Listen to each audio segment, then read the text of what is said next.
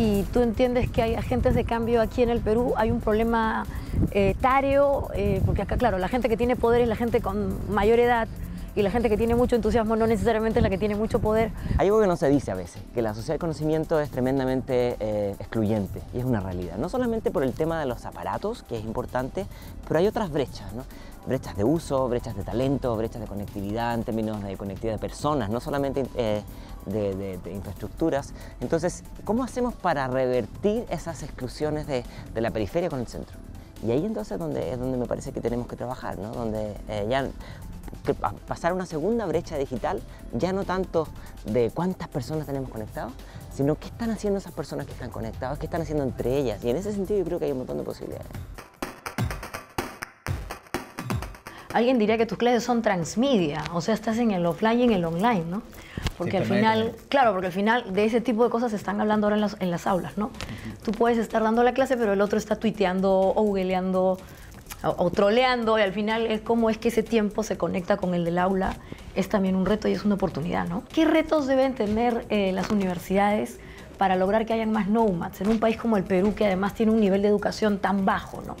Y a veces hablamos de que la educación es solamente la de básica, pero en la universidad, ¿qué pasa? ¿Cuál es el camino para lograr que hayan más personas curiosas, que exploran, que al final del día en verdad sean autodidactas? Bueno, lamentablemente, digamos, los procesos educativos escolares de primaria y secundaria son muy tradicionales en el Perú. Entonces, la materia prima con la que trabajan las universidades es una materia prima que no está acostumbrada a un espacio de libertad, ¿no? Y la libertad es clave para formar emprendedores. Entonces, el primer trabajo que hacemos es tratar de abrirlos hacia nuevos conocimientos, hacia nuevas experiencias. Por eso nosotros tenemos en los primeros ciclos, tenemos los cursos de talleres de creatividad. Tenemos que romper con aquellos moldes en los cuales han metido a los alumnos desde el colegio. Todavía la educación primaria y secundaria es de corte tradicional, y en la universidad se necesita romper ese molde. Eso es lo primero que hacemos nosotros, y luego vamos trabajando a lo largo de la carrera, en las distintas carreras, hasta llegar al final de la carrera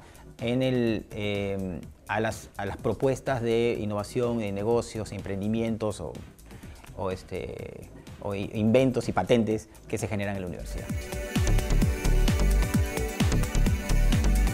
Pero es innegable que hay una brecha de aprendizaje, ¿no? O sea, probablemente es más fácil tener un correo electrónico que empezar a hacer una aplicación, ¿o no? Sí, bueno, yo siempre digo que Finlandia lo que hizo fue contrató a 5.000 niños para que capaciten a sus profesores, ¿no? Y eso no lo inventé yo. Y entonces lo interesante está en que los profes tienen habilidades que los niños no tienen, en términos de selección de información, etcétera, mapas mentales de cómo funciona Internet, y los niños tienen destrezas de interacción con dispositivos que los profes muchas veces no tienen. Entonces, lo que hay que hacer es un pacto. Hay que hablar de lo que se hace con tecnología. No sé si siempre se da el espacio que los profes hablen con los jóvenes, qué hacen con la tecnología, y los observen, y qué sé yo, dentro y fuera del aula, ¿no? Cuando se dan esos espacios se pueden hacer estas transferencias de expertices transgeneracionales. Por supuesto que hay tecnologías más complicadas que otras, pero en ese sentido, esa diversidad yo creo que es lo que da la riqueza.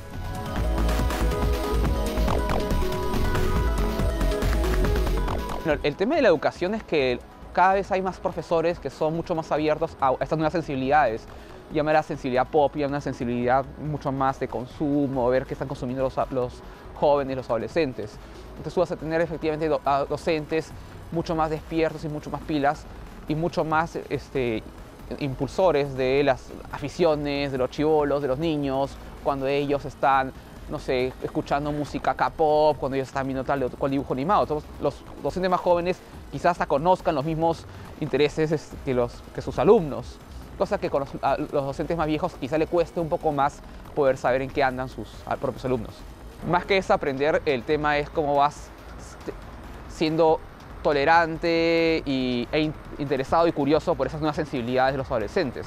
O sea, con los adolescentes, ver en qué andan, preguntarles, participar, impulsarles, despertar esa curiosidad y ese cariño por seguir aprendiendo. Los nomads, como se les conoce, son de características especiales, y dentro del grupo Greñi Montero tenemos ciertos mecanismos, ciertos sistemas, ciertas estrategias para garantizar el desarrollo de nuestros profesionales. Estas estrategias se basan en competencias, son 21, y muchas de ellas se alinean mucho al perfil de los nomads.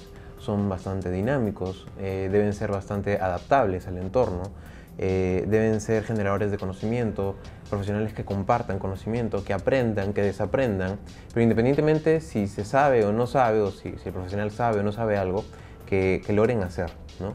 Sí podemos decir que en el grupo tenemos un gran conjunto de profesionales que se acercan mucho a estas características, teniendo en cuenta que incluso el Nomad no se vincula necesariamente a una característica de edad, ¿no?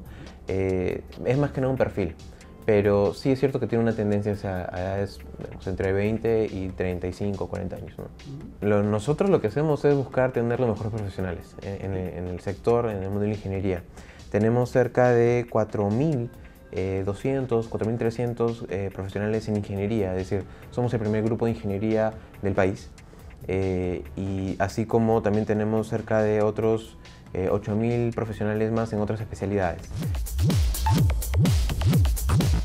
¿Y qué retos le supone esto ahora a los maestros, ¿no? Porque enfrentarse a un alumno que es curioso, que incluso está en el aula frente al computador y que está constantemente verificando si lo que le dice es verdad. ¿Qué rol tiene que tener ahora un maestro en una universidad que es técnicamente el lugar donde se concentra el conocimiento universal y por los siglos de los siglos? Amén. Claro, lo primero que tenemos que aprender es que no somos los dueños de la verdad. Eso es importante. ¿No? Y que la verdad finalmente no existe y se construye a partir de la interacción entre los seres humanos.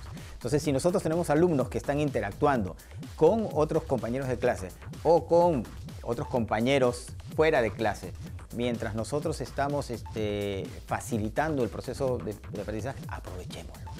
Hagamos que la curiosidad de los jóvenes aporte en el proceso de aprendizaje y seamos también nosotros curiosos, es parte de la receta, ¿no? Sí. ¿Tú eres así en tus clases? Por supuesto, siempre.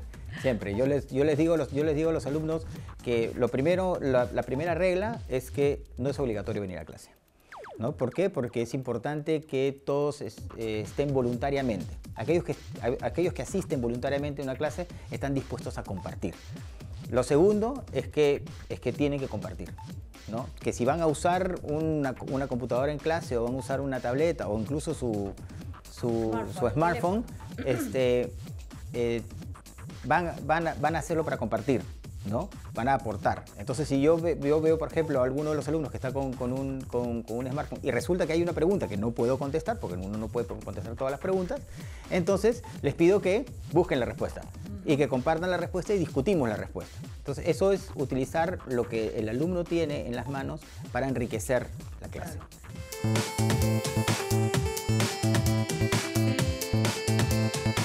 Hoy nos pusimos una boina, o también conocida como chapela, que es un distintivo de la cultura vasca y que suele identificar a las personas que asumen grandes retos o que, como ellos dicen, tienen espaldas.